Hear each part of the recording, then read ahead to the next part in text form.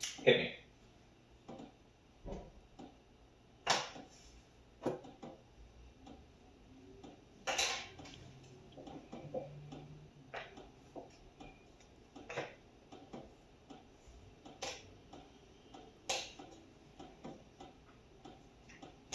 Checkmate.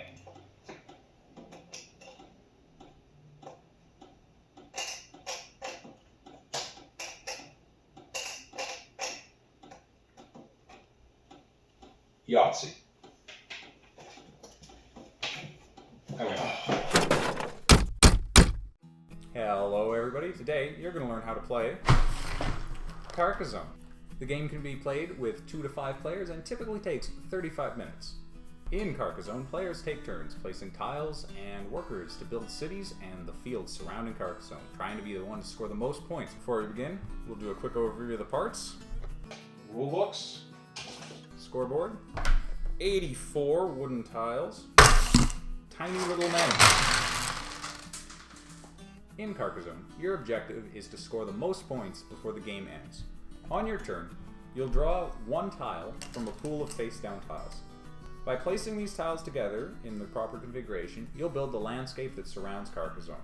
Each piece has different features, ranging from roads to cities, abbeys, monasteries, towns.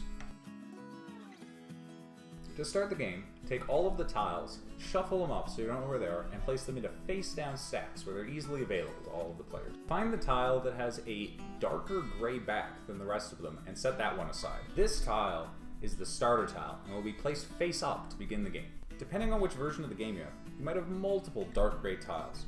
Some of them will have rivers on the front side of them. We can get rid of those for now, because we won't be playing with that for a while. Each player should choose a color of meeple available and take all the pieces belonging to that color. Finally, choose one player to keep score, give him the scoreboard, and have everyone give one of their meeples to him.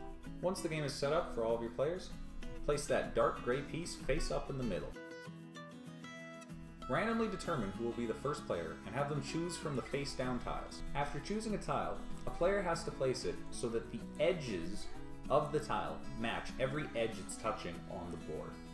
You can't place it where the edges differ, and you must place it so that at least one edge touches another piece on the board. Once you've placed your tile, you are able to take one of your meeple and place it on the tile you just placed. You can't place it on a tile that's already placed. You can place your meeple on roads, cities, and abbeys. When you place your meeple, you cannot claim a feature that already belongs to someone. If you have no meeples in your pool, you cannot place any meeples when placing a tile. When you place your tile, even if there are multiple features you could claim, you are only allowed to place one meeple. Roads are worth 1 point for every tile they cover. Cities, 1 point for every tile they cover, but 2 if they're completed, and an additional 2 for every shield in them if they're completed. Monasteries are worth 1 point for themselves and 1 point for every adjacent tile to them. This includes diagonals, meaning they're worth at most 9 points.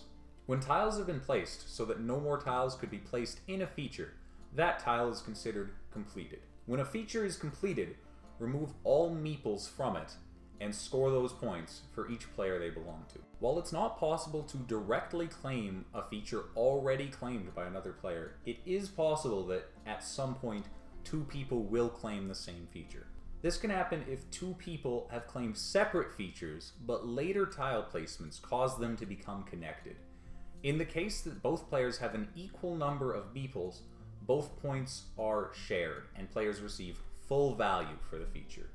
If one player has more meeples than the other player, that player receives all of the points from that feature, while the second player will receive none of them. The game ends when all tiles in the general pool have been placed.